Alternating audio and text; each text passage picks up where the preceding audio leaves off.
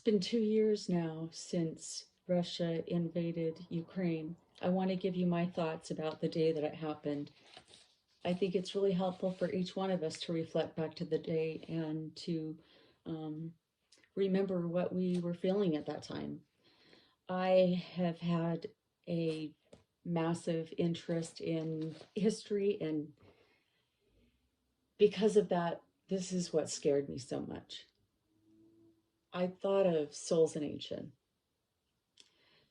first of all, and I want to read you a quote. And it especially applies after what's happened to Navalny. We live in the cursed conditions in which a human being can disappear into the void, and even his closest relatives, his mother and his wife, do not know for years what's become of him. That was said by Lenin in 1910 at the obituary of his friend Babushkin. Never mind that he died while participating something he shouldn't have been doing.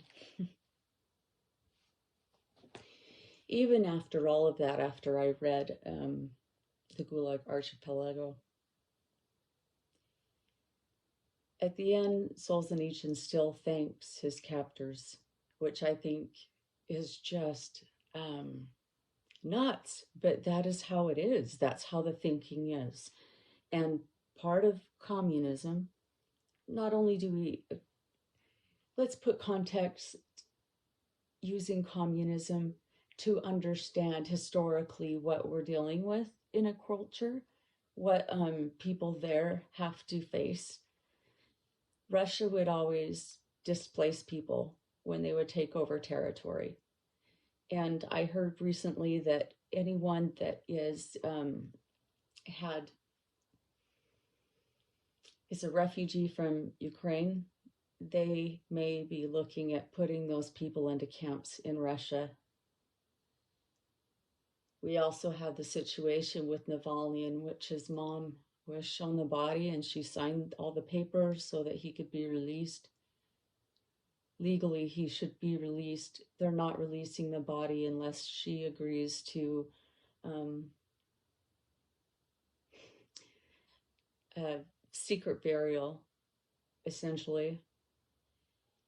The displacement is very scary because it essentially takes you out of your tribe. You know, you had so many tribes. Like Peter the Great was obsessed with the Cossacks. Like he was obsessed. Just wanted to defeat them. And part of what they would do is they would take people that they had captured and they would put them in faraway areas like Siberia.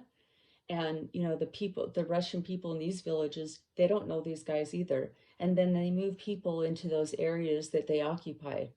And in that way, they are taking people away from their community, from their family, from the people that they love, from friends, churches, whatever sports, schools, whatever those people are participating in. And then they haven't been allowed to return for generations. And after your life has been moved for generations, it's not like you can just go back. And I thought of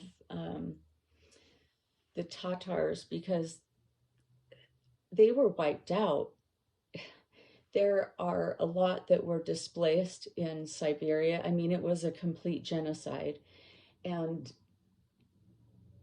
there's just not a lot of that population that's left anymore. So it scares me that they get into the minds of people that that you can't trust family, you can't trust government, you don't know if you can trust your neighbor, you don't know who you can trust. You can get turned over by a family member all the time, but you know who you can trust is always Big Brother. It was Stalin, now it's Putin. That is the mindset that Russians try to instill in people. And it's scary. And it works. When someone is occupied, they're terrified. They don't feel like they have a choice. They want their family to survive. That's the reason that I'm concerned primarily, is that they have no respect for um, culture, for heritage, had burned down documents, and I don't know, just to be, just to do it, just to wipe out a record of, prior generations. That's the kind of stuff that happens. People become dependent